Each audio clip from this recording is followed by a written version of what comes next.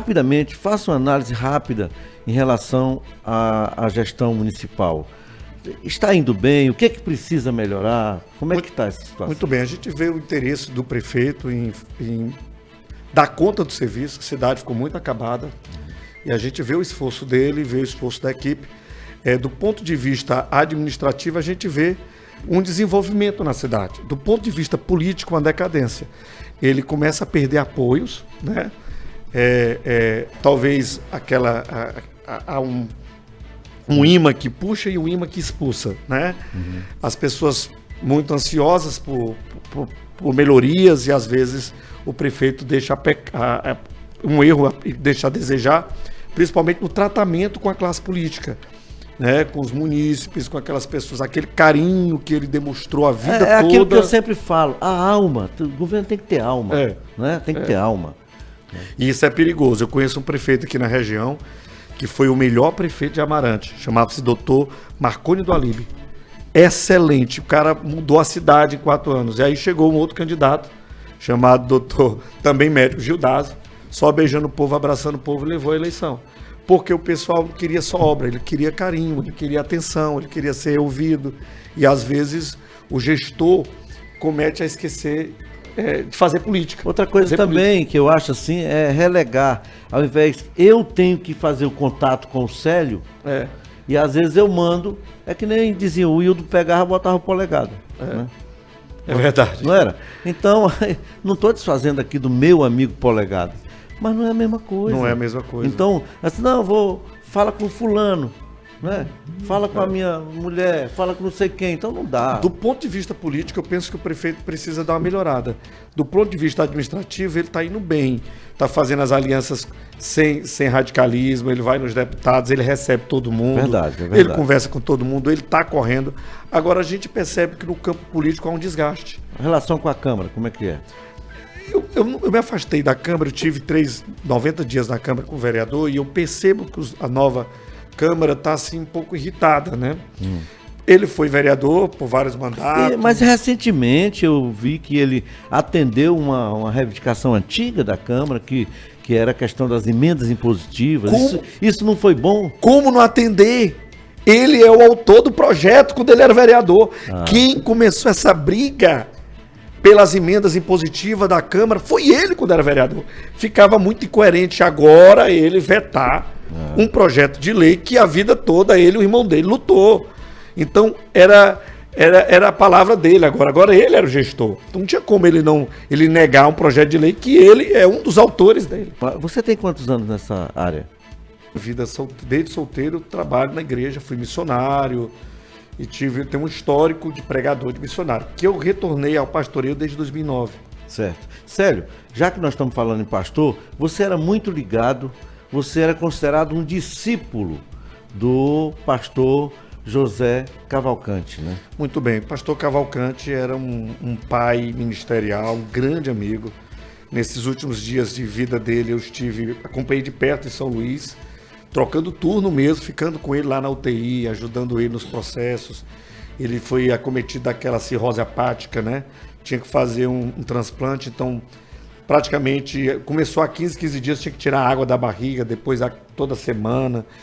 E eu acompanhei ele diversas vezes, né, nos blocos cirúrgicos, levando ele. Foram aí praticamente 2013 para cá, acompanhando ele bem de perto. E tive a oportunidade de organizar a campanha dele. Aqui ele foi eleito. Fiz aquela juntamente com a equipe, né, que ninguém faz tudo só. Mas o planejamento da campanha, a organização da coligação em São Luís para que ele fosse eleito num partido pequeno que desse ser eleito com uma quantidade boa de voto. Sério, dentro desse espectro, né, você era um seguidor do pastor politicamente, né, também na área religiosa, a mesma igreja, a mesma congregação, a convenção, né, a Comadésima, né? Isso. E além do espólio religioso deixado pelo pastor, né, tem um espólio político. Ele era um político, né? Ele era um político, considerado um político respeitado pelo poder central aqui do Maranhão, né? O governador esteve presente no velório dele, né? Tinha as suas críticas, tinha as pessoas que não gostavam dele, como todo mundo tem, não é? Tinha as divisões, que todo lugar tem divisão. Até dentro da igreja tem divisão. Tem divisão. Não é? Não, isso é normal. Mas, Célio, esse espólio político, tem alguém, fora você, que esteja dentro disso? Ou você é a pessoa que tem esse espólio? Muito bem. Que pode herdar esse espólio? Pode, dependendo da sua competência. Estou na eminência de herdar. Estou na eminência. O pastor não tem filhos biológicos com vocação política. Ele tem 2 filhos homens, uma filha mulher e um genro. Nenhum deles tem vocação política, né? E antes de morrer, nós vínhamos conversando devido ao agravamento da doença e os problemas que ele teve de desgaste nas redes sociais, de a convenção ter um outro nome. Ele não era o único. Em 2006, a convenção lançou o pastor Wilson Dantas, teve 10.500 votos para deputado estadual. 4 anos depois, 2010, Moab César, 12.000 votos. 2014, ele teve 26.400.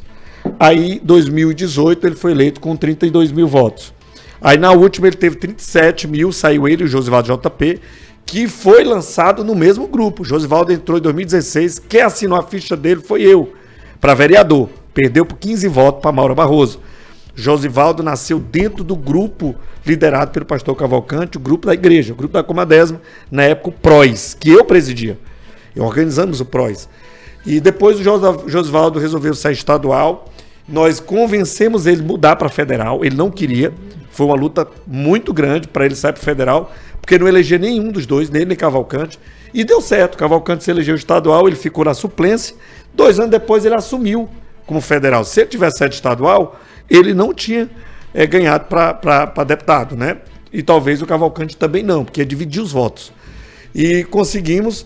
2 anos depois ele assumiu como deputado, continua como deputado, foi reeleito, saiu os 2 novamente no mesmo partido, PSD, um ganhou e o outro não. Josivaldo 80.000 votos e ele 37.000. E assim, o grupo não pode ficar órfão, vai ter um candidato. Pastor Célio Henrique é um dos nomes que está sendo trabalhado dentro da instituição. Nós temos hoje 1.200 igrejas, 60 cidades, 1.200 igrejas, dezenas de vereadores, inclusive pastores, no mandato de vereador, vice-prefeito. Pastor, e esse povo vai lhe apoiar? Vai apoiar o projeto da convenção? É um pouco arriscado dizer isso, porque no campo político, infelizmente, os vereadores ficam muito presos ao executivo. Por exemplo, cidade de Feira Nova, lá tem 4 vereadores da igreja, 4, tudo da igreja. Mas inclusive a prefeita, que é ex-prefeita de São Pedro dos Crentes, é crente, congrega na igreja, mas ela tem o estadual dela, ela tem o federal dela, que já ajuda ela com o mandato, botando emendas. Então, o gesto que ela fizer em direção à candidatura da convenção já está de bom tamanho. Sério, há muita crítica em relação à participação do evangélico na política, né? E da política nas igrejas. Como fazer, então, para não misturar uma coisa com a outra? Inclusive, coisa boa. Estou lançando um artigo sobre livres do mundo. Quando Jesus disse assim, o mundo vos odeia, ele não está falando do mundo cósmico, ele está falando do mundo sistema. Nós, cristãos, Jesus disse assim, Pai, eu peço que não os tire do mundo, João capítulo 17, Evangelho de João, mas que os livre do mal. Esse mal é o mal do sistema. O cristão, ele não pode sair desse planeta e morar em Marte. Ele tem que continuar na Terra. A missão dele é ser a luz do mundo e o sal da terra. É influenciar e não ser influenciado. É ser o diferencial. Agora não dá, é para ter alguém, nem todo mundo que diz que é evangélico, que é cristão, entendeu? É salvo. Tá? Aqui o que a Bíblia está dizendo é que nós temos que fazer a diferença aqui mesmo nessa terra. É na política, é na sociedade, é na escola, é na faculdade. Eu não posso ser luz só dentro da igreja. E o lugar que mais precisa de luz hoje é onde as trevas dominam. É na política, é no judiciário. Olha o ministro que está do Supremo agora, que é pastor. Não pode ter um pastor na política. Quem levou ele para lá? Foi a política. O Bolsonaro indicou ele, mas por vias políticas. O André Mendonça. E está lá combatendo as heresias, as falsas doutrinas, as más interpretações da Bíblia, combatendo aqueles ministros que são ateus, que não creem em Deus, que não creem nas Escrituras, que lutam contra tudo e contra todos que falam em Deus. Então, o cristão, seja ele pastor, pregador, missionário, radialista, Se ele é um crente, ele é luz, ele tem que brilhar em todo lugar. Ele não pode brilhar só dentro da igreja. Ele tem que ser diferencial. Agora tem uns aí que entram na política com nome, com pseudonome de evangélico, de crente, que não tem nada de crente. Quando ele sai da igreja, ele bebe, ele fuma, ele mente, ele engana, ele enrola, entendeu? Ele vende a fé dele, ele rasga a Bíblia, ele só é crente na frente dos crentes dentro da igreja. Fora, ele é o escândalo. E a Bíblia diz, ai daqueles por onde vai o escândalo.